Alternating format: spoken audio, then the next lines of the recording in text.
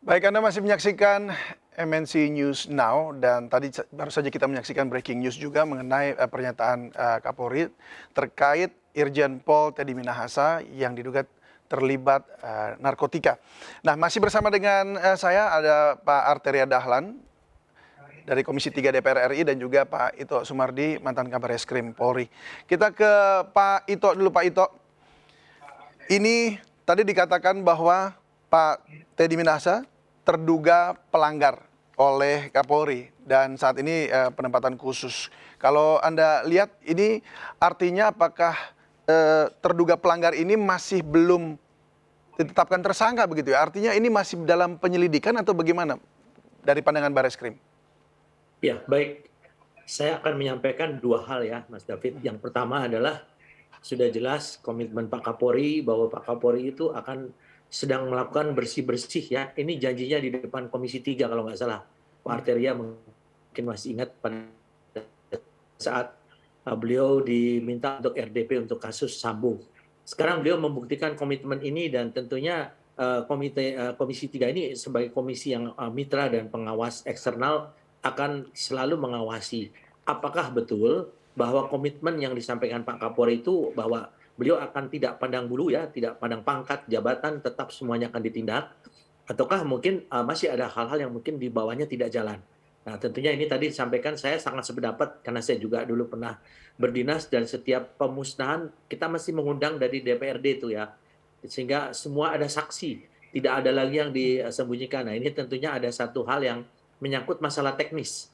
Nah, teknis ini nanti akan menjadi bahan dari Bapak-Bapak di Komisi 3 yang akan disampaikan Pak Kapolri untuk bisa memperbaiki teknis daripada kalau untuk pemusnahan barang bukti yang memang dianggap berbahaya ya, misalnya apakah itu narkoba ataupun barang-barang bukti lain yang menyangkut masalah terorisme dan lainnya.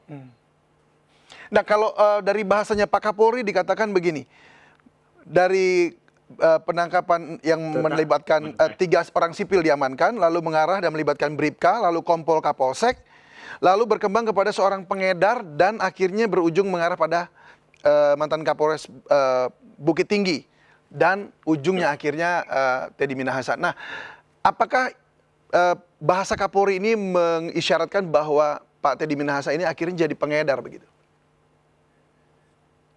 Saya tetap tidak bisa menyampaikan sebelum ada keputusan atau penjelasan resmi daripada Propam ya, Propam dan tentunya juga Bareskrim karena ini kan menyangkut orang sipil dan juga daripada petugas ya.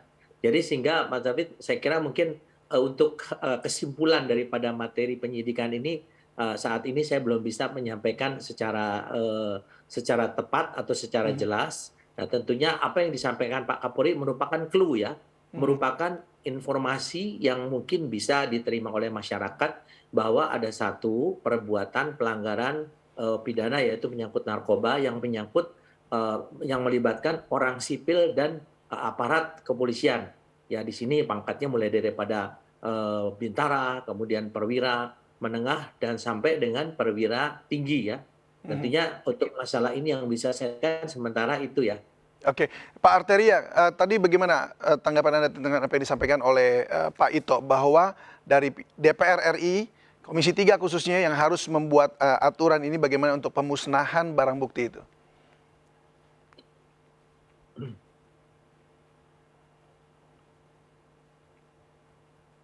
Pak Arteria masih di mute, boleh di unmute? Ya. Ya, gimana Mas?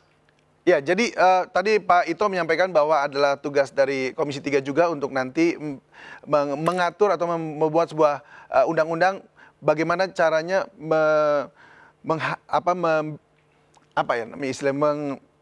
membinasakan atau memusnahkan barang bukti yang kemudian harus melibatkan DPRD begitu. Kalau tadi Pak Ito bilang. Ya, jadi itu salah satu bagian untuk mencegah terjadinya penyimpangan dalam konteks tata kelola barang bukti narkoba. Tapi bicara narkoba ini kan isunya ada dua, isu kesehatan, ya kan? Yang kedua adalah isu hukum dan penegakan hukum itu sendiri. Di rancangan undang-undang narkotika yang baru, kita sudah mewakafkan diri untuk tidak populer. Semua baik penyalahguna, kemudian bandar, pengedar, pengecer, itu kita rehab. Nggak peduli penyalahguna, sampai bandar pun kita rehab. Yang kedua, kita melakukan clustering terkait dengan pertanggungjawaban hukum. Yang namanya penyalahguna tentu berbeda dengan pengecer, tentu berbeda dengan pengedar, tentu berbeda dengan bandar, tentu berbeda dengan kartel dan jaringan-jaringan besar. Nah, ini berjalan simultan saat ini. Nah, ini adalah bagian daripada perbaikan tata kelola sistem dan kelembagaan. Kalau menurut Yang Anda kedua, yang kasusnya Pak Irjen Pol Teddy Minahasa ini masuk dalam kategori yang mana? Yang kedua adalah tata kelola proses penegakan hukum itu sendiri. Ini yang di sini. Yang kedua ini.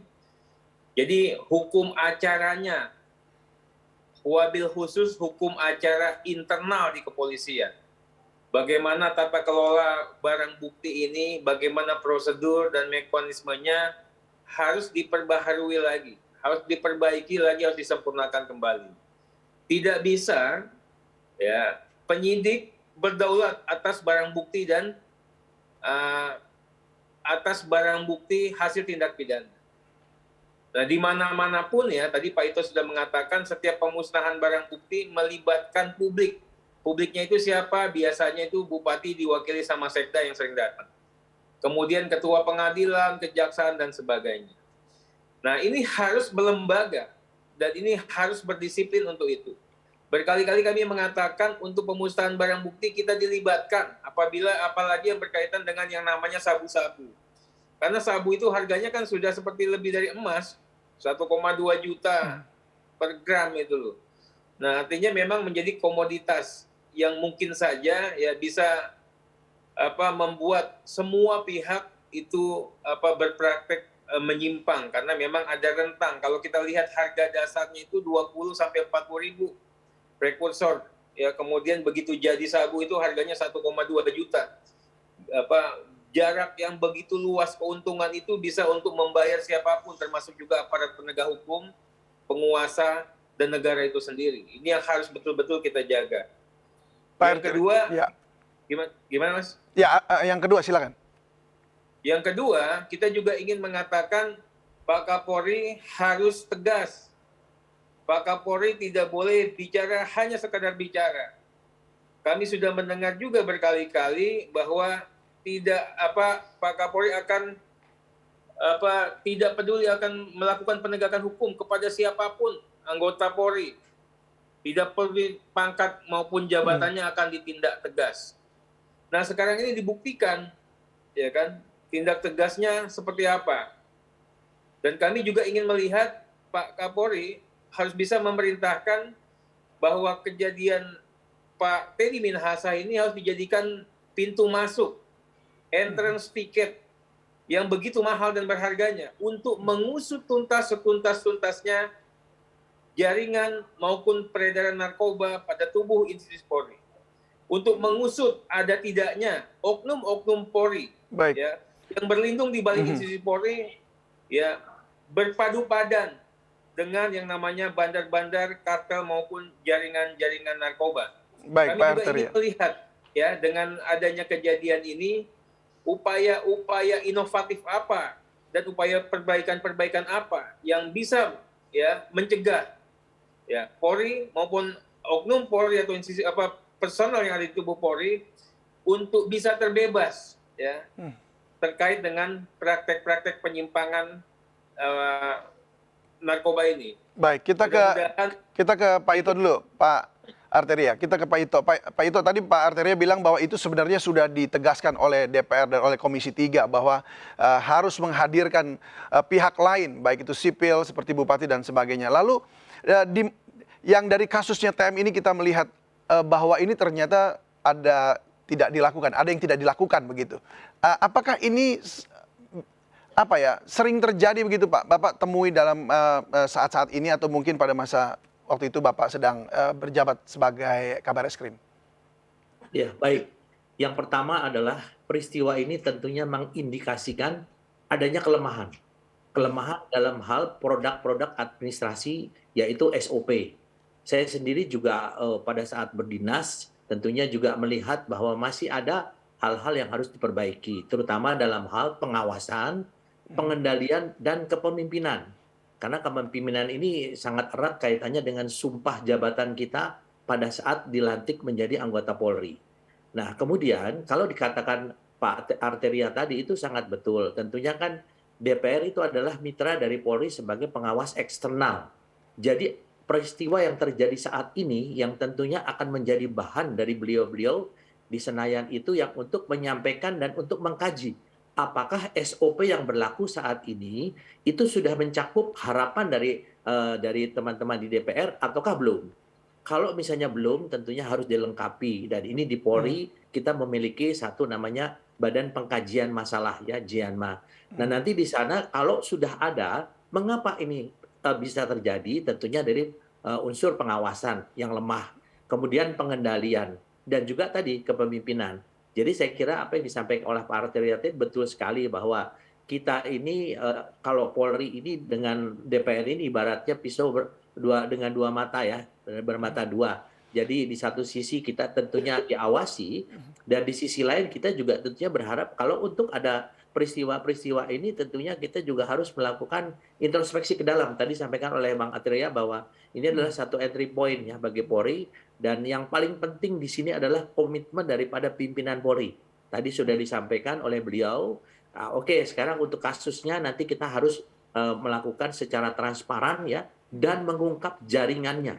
Karena ibaratnya gunung es kalau namanya narkoba ini sesuai dengan pengalaman saya seperti gunung es yang terlihat di atas sedikit tapi di bawahnya ini sangat besar. Nah, ini yang harus diungkap menjadi tantangan bagi Polri ya untuk bisa mengembalikan kepercayaan masyarakat kepada Polri ya, terutama dengan Baik, beberapa kejadian ya yang Pak menimpa Ito, Polri. kalau Anda katakan ini seperti gunung es, apakah ada gunung es lainnya juga ini? Ada kemungkinan terjadi juga di daerah-daerah yang lainnya? Jadi begini Mas David, kalau saya bicarakan gunung es itu ada namanya teori iceberg ya. Iceberg itu kita ada satu masalah yang hanya ada di atas permukaan. Tetapi di bawah ini kalau kita tidak mengungkap, maka ini tentunya tidak akan mungkin bisa memecahkan masalah itu secara komprehensif ya. Sehingga di sini daerah-daerah lain pun juga tentunya akan mendapatkan perintah langsung dari Pak Kapolri untuk mengungkap tuntas. Mengapa demikian? Karena masalah narkoba ini juga sudah melibatkan berbagai aparat ya, aparat maupun juga pemuda dan lain sebagainya. Ini seperti sesuatu yang sangat-sangat krusial ya, yang tidak mungkin hanya dari sisi aparatnya saja. Saya kira masyarakatnya juga, kemudian tokoh agama, tokoh-tokoh yang lain, yang tentunya menjadi tanggung jawab bersama ya. Jadi Baik. kalau dikatakan tadi gunung es, ya saya kira nanti mungkin jaringan yang sekarang rame ya, bahwa bagaimana ada namanya konsorsium, kemudian ada juga mafia daripada yang dibayar oleh narkoba ini tentunya harus diungkap. Ini Harus jadi diungkap. ujung gunung Ya. esnya sekarang terbuka ya. Ya. Dan mudah-mudahan ke bawah kita bisa ungkap. Baik, kita ke Pak Arteria. Pak, kalau melihat bahwa ini adalah seperti gunung es tadi dan kemudian banyak persoalannya tadi disebutkan Pak Ito ada konsorsium dan segala macam untuk judi dan bandar narkotika. Lalu apa dan sudah terbukti juga bukan sudah terbukti maksud saya saat ini Kapolri sudah menyampaikan bahwa Irjen Pol seorang Kapolda menjadi seorang terduga pelanggar. Nah, apa langkah dari Komisi 3 DPR RI mengantisipasi agar hal ini juga tidak terjadi di wilayah-wilayah lain? Ya memang ini sedih sekali ya, kita semua prihatin, apalagi saya bisa memahami suasana kebatinan Pak Ito, bagian dari keluarga besar Polri.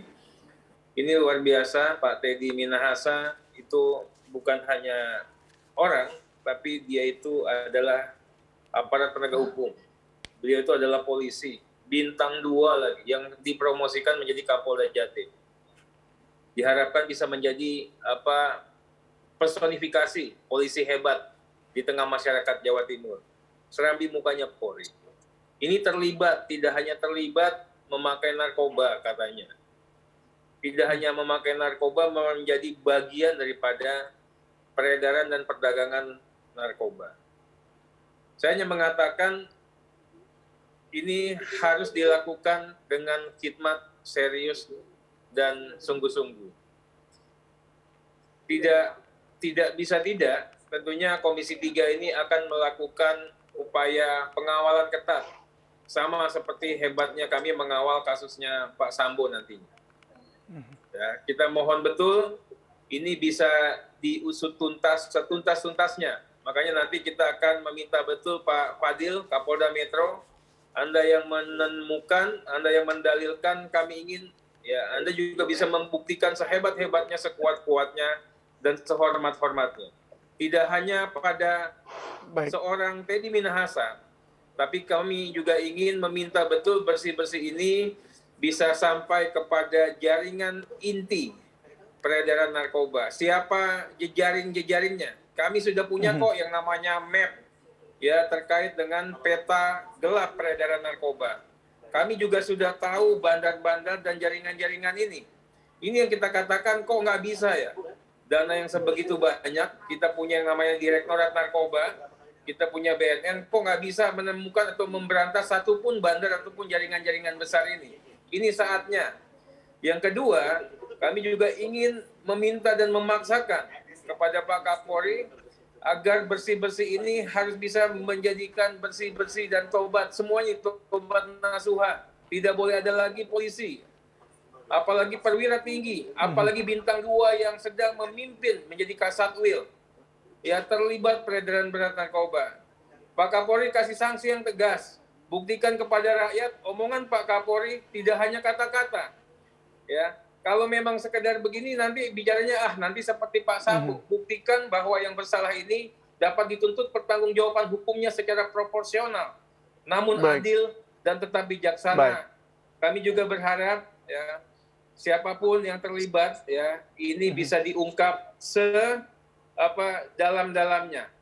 Direktorat Narkoba ya harus diaudit. Ya, Direktorat Narkoba harus diaudit dan kami juga meminta kepada semua satker yang ada di lapangan dan di bawah ini juga dilakukan audit investigatif, evaluasi menyeluruh. Karena kan gampang melihat perkara-perkara itu Mas yang di penjara itu isinya adalah orang-orang yang 0,0 sekian gram, kemana bandar-bandar, kemana para pengedar yang memang yang harusnya dimintakan pertanggungjawaban hukumnya. Apakah itu tidak tersentuh hukum? Apakah tersentuh hukum namun bisa dilakukan RJ yang secara brutal, bukan RJ beneran ini, RJ yang istilah kita namanya 86, ya kasus diselesaikan di bawah meja dan sebagainya. Ya, kita betul-betul harus menunjukkan dengan kejadian ini, ya Teddy Minahasa mau tidak mau suka tidak suka, investasi terhadap diri dia begitu luar biasa, negara berinvestasi. Harganya mahal, harus juga dilakukan, ya kita lakukan juga secara mahal. Baik, Pak Arteria berarti Komisi 3 akan mendukung penuh Kapolri ya? Mendukung penuh sampai tuntas ya? Kita dari dulu Komisi 3 mendukung Pak Kapolri. Ya. Tapi Pak Kapolri juga bisa membuktikan kepada rakyat beneran, sungguh-sungguh, ya kan? Dan bisa terlihat giat-giat penegakan hukumnya. Mari kita akan lihat bagaimana penegakan hukum nanti oleh Kapolri dan kalau Komisi 3 mendukung dan juga masyarakat mendukung tentu Polri akan menjadi lebih baik. Terima kasih Pak Arteria Dahlan, anggota Komisi 3 DPR RI sudah berbagi bersama kami serta Komjen Polisi Purnawirawan Ito Sumardi, mantan Kabareskrim Polri. Terima kasih Bapak-bapak, salam sehat selalu. Salam sehat, terima kasih Pak Ito.